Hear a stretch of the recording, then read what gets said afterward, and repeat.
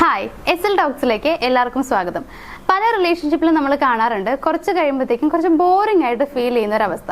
അതായത് റിലേഷൻഷിപ്പ് പ്രത്യേകിച്ച് കുഴപ്പങ്ങളൊന്നും ഉണ്ടാവില്ല, പക്ഷേ നമ്മൾ സ്നേഹിക്കുന്ന വ്യക്തിക്കോ അല്ലെങ്കിൽ നമ്മുടെ പാർട്ട്ണർക്കോ അത് കുറച്ച് ബോറിംഗ് ആയിട്ട് തോന്നുന്നുണ്ടോ എന്ന് നമുക്ക് തന്നെ ഡൗട്ട് അടിക്കുന്ന ഒരു അവസ്ഥ. അപ്പോൾ ഇതിന് പല കാരണങ്ങളുണ്ടായിരിക്കാം. അതായത് അവർക്ക് ആ റിലേഷൻഷിപ്പ് വളരെ ബോറിംഗ് ആയിട്ട് തോന്നുന്നതിന് പല കാരണങ്ങളുണ്ടാവാം. മെയിൻ ആയിട്ടുള്ളതെന്ന് പറയുന്നത് ആ റിലേഷൻഷിപ്പിൽ പ്രത്യേകിച്ച് എക്സൈറ്റ്മെന്റ് ഒന്നും ഇല്ല എന്നുള്ളതാണ്. അതായത് പുതുമകളൊന്നും കാണുന്നില്ല. ഇങ്ങനെ ആവുന്ന സമയത്ത് ആ റിലേഷൻഷിപ്പ് തീർച്ചയായിട്ടും ബോറിംഗ് ആവും എന്നുള്ളതാണ്.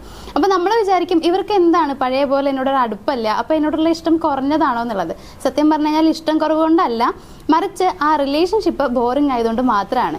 സോ ഇതിന്റെ കാരണങ്ങൾ എന്തൊക്കെയാണെന്നുള്ളത് ആദ്യമേ തന്നെ നമ്മൾ മനസ്സിലാക്കുകയാണെന്നുണ്ടെങ്കിൽ ഒരു പരിധി വരെ ഈ ഒരു ബോറിംഗ് നമുക്ക് ഒഴിവാക്കാനായിട്ട് കഴിയും എന്നുള്ളതാണ്. സോ ഇന്നത്തെ ഈ ഒരു വീഡിയോയിൽ ഞാൻ ഷെയർ ചെയ്യാനായിട്ട് പോകുന്നത്, നിങ്ങളുടെ പാർട്ട്ണർ അല്ലെങ്കിൽ നിങ്ങൾ സ്നേഹിക്കുന്ന വ്യക്തി നിങ്ങളുടെ റിലേഷൻഷിപ്പ് ബോറിംഗ് ആയിട്ട് കാണുന്നുണ്ടെങ്കിൽ അല്ലെങ്കിൽ അവർക്കത് ബോറിംഗ് ആയിട്ട് തോന്നി തുടങ്ങുന്നുണ്ടെങ്കിൽ എങ്ങനെയാണ് നമുക്കത് മനസ്സിലാക്കാനായിട്ട് കഴിയുക എന്നുള്ളതാണ്. അപ്പോൾ നമുക്ക് നോക്കാം എന്തൊക്കെയാണ് പോയിന്റ്സ് എന്നുള്ളത്. നമ്മുടെ ഫസ്റ്റ് പോയിന്റ് എന്ന് പറയുന്നത്, നിങ്ങളുമായിട്ടൊരു കോൺവെർസേഷന് അവർ ശ്രമിക്കില്ല എന്നുള്ളതാണ്.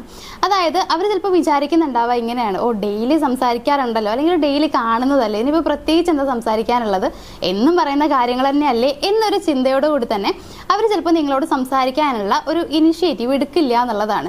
സോ ഈ സമയത്ത് നിങ്ങൾ ചിലപ്പോൾ വിചാരിക്കും എന്താണ് പറ്റിയത്, എന്നോട് സംസാരിക്കുന്നില്ല അല്ലെങ്കിൽ വിളിക്കുന്നില്ല, എന്തായിരിക്കും കാരണം എന്നുള്ള രീതിയിൽ നിങ്ങൾ ചിന്തിച്ചു എന്ന് വരാം. ഇവിടെ എനിക്ക് പറയാനുള്ളത് നേരത്തെ പറഞ്ഞ കാര്യം തന്നെയാണ്. ഒരിക്കലും നിങ്ങളോടുള്ള സ്നേഹക്കുറവ് കൊണ്ടാണെന്ന് നിങ്ങൾ വിചാരിക്കരുത്. പക്ഷേ ഈ ഒരു ബോറിംഗ് എന്ന് പറയുന്നത് സ്വാഭാവികമാണ്, നമുക്ക് എല്ലാവർക്കും വരുന്ന ഒരു കാര്യം തന്നെയാണ്. സോ ഇങ്ങനെ ഒരു രീതിയിലുള്ള പെരുമാറ്റം അവരുടെ ഭാഗത്ത് നിന്ന് ഉണ്ടാവുകയാണെന്നുണ്ടെങ്കിൽ നിങ്ങൾ മനസ്സിലാക്കുക അല്ലെങ്കിൽ നിങ്ങൾ തിരിച്ചറിയാം, നിങ്ങളുടെ റിലേഷൻഷിപ്പിൽ കുറച്ചുകൂടി ഒരു എക്സൈറ്റ്മെന്റ് അവർക്ക് ഫീൽ ചെയ്യിപ്പിക്കേണ്ട, അല്ലെങ്കിൽ അവരെ കുറച്ച് എക്സൈറ്റഡ് ആക്കേണ്ട, കുറച്ച് ഹാപ്പി ആക്കേണ്ട, അതല്ലെങ്കിൽ കുറച്ച് പുതുമകൾ കൊണ്ടുവരേണ്ട സമയമായി എന്നുള്ളത്. ദെൻ നമ്മുടെ സെക്കൻഡ് പോയിന്റ് എന്ന് പറയുന്നത്, അവർ റൊമാൻറ്റിക് ആയിരിക്കില്ല എന്നുള്ളതാണ്. ചിലപ്പോൾ ആദ്യമൊക്കെ നല്ല റൊമാൻറ്റിക് ആയിട്ടുള്ള പേഴ്സൺ ആയിരിക്കാം, അതുപോലെ തന്നെ നിങ്ങൾക്കും ഈ പറയുന്ന റൊമാൻസ് ഒക്കെ ഒരുപാട് ഇഷ്ടമായിരിക്കും. സോ നിങ്ങളും അത് എൻജോയ് ചെയ്തിട്ടുണ്ടായിരിക്കും എന്നുള്ളതാണ്.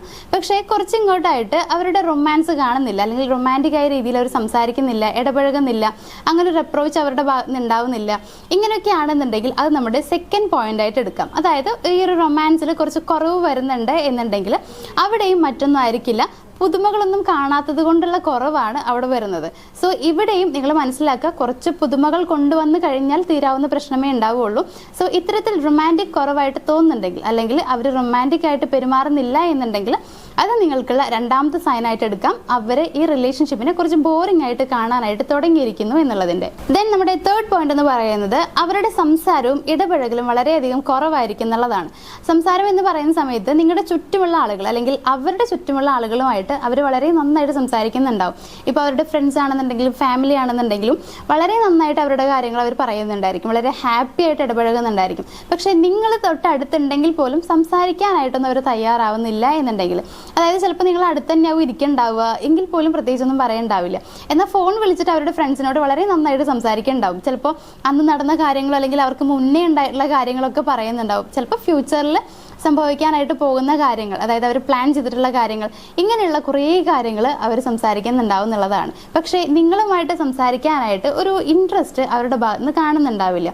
സോ ഇത്തരത്തിൽ നിങ്ങളോട് സംസാരം കുറവും മറ്റുള്ളവരോട് കുറച്ചുകൂടി സംസാരം കൂടുതലുമാണെങ്കിൽ, അതായത് മറ്റുള്ളവരോടൊക്കെ പഴയ രീതിയിൽ തന്നെയാണ് അല്ലെങ്കിൽ അതിനേക്കാൾ കുറച്ച് കൂടുതലായിട്ട് സംസാരിക്കുന്നുണ്ട്, നിങ്ങളോട് പഴയതുപോലെ പോലും സംസാരിക്കുന്നില്ല എന്നുണ്ടെങ്കിൽ അതും ഒരു സൈനായിട്ട് എടുക്കാവുന്നതാണ്. ദെൻ നമ്മുടെ ലാസ്റ്റ് പോയിന്റ് എന്ന് പറയുന്നത്, രണ്ടുപേരുടെയും ഫീലിങ്സ് അല്ലെങ്കിൽ ഇമോഷൻസും ഒന്നും ഷെയർ ചെയ്യാത്തൊരവസ്ഥ.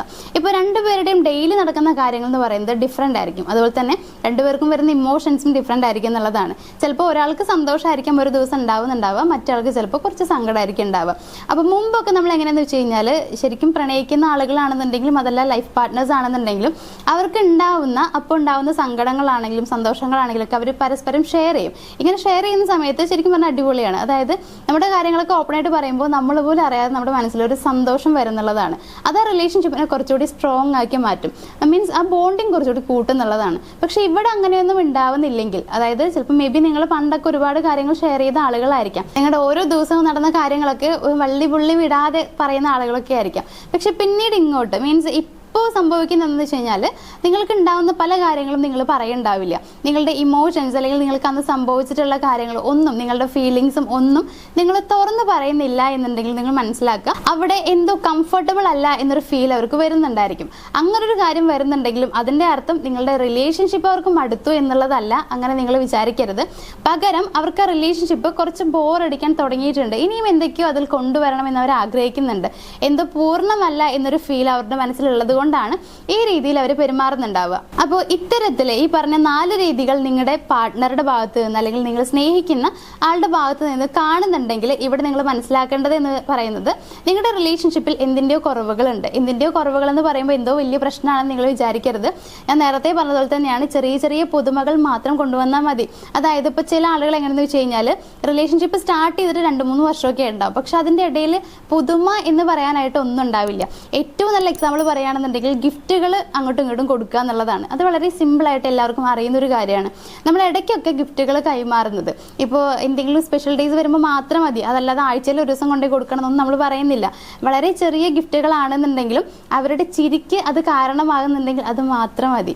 സോ ഇത്തരത്തിൽ ചെറിയ ചെറിയ ഗിഫ്റ്റുകൾ കൊടുത്തിട്ടോ അല്ലെങ്കിൽ എന്തെങ്കിലും ഹാപ്പിനെസ് അവർക്ക് കൊടുത്തിട്ടോ ഒക്കെ ഈ ചെറിയ ചെറിയ പുതുമകളൊക്കെ കൊണ്ടുവരാനായിട്ട് ശ്രമിക്കുക. സോ അത്തരത്തിൽ ചെറിയ ചെറിയ മാറ്റങ്ങൾ കൊണ്ടുവരികയാണ് എന്നുണ്ടെങ്കിൽ, പുതുമകൾ കൊണ്ടുവരികയാണ്, കുറച്ച് അവരെ ഹാപ്പി ആക്കാനായിട്ട് പറ്റുകയാണ്, അവരെ കുറച്ച് എക്സൈറ്റഡ് ആക്കാനായിട്ട് നിങ്ങൾക്ക് പറ്റുകയാണെന്നുണ്ടെങ്കിൽ നിങ്ങളുടെ റിലേഷൻഷിപ്പിലുള്ള ഈ ഒരു ബോറിംഗ് എന്ന് പറയുന്ന സംഭവം നിങ്ങൾക്ക് മാറ്റിയെടുക്കാനായിട്ട് കഴിയുന്നുള്ളതാണ്. സോ ഈ പറഞ്ഞ കാര്യങ്ങളൊക്കെ ഉണ്ടെങ്കിൽ അതെല്ലാം മാറ്റാനായിട്ട് ശ്രമിക്കുക.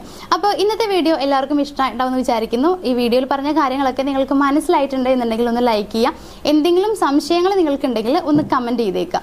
അതേപോലെ തന്നെ നമ്മുടെ വീഡിയോ നിങ്ങളുടെ ഫ്രണ്ട്സിനോ ഫാമിലിക്കോ ആർക്കെങ്കിലും യൂസ്ഫുൾ ആയിരിക്കുമെന്ന് തോന്നുകയാണെന്നുണ്ടെങ്കിൽ അവർക്കൊന്ന് ഷെയർ ചെയ്ത് കൊടുക്കുക. നമ്മുടെ ചാനൽ ആദ്യമായിട്ട് കാണുന്ന ആളുകളാണെങ്കിൽ ഒന്ന് സബ്സ്ക്രൈബ് ചെയ്ത് തുടർന്ന് മറ്റു വീഡിയോസ് കാണാനായിട്ട് ശ്രമിക്കുക. മറ്റൊരു വീഡിയോ ആയിട്ട് കാണാം. താങ്ക്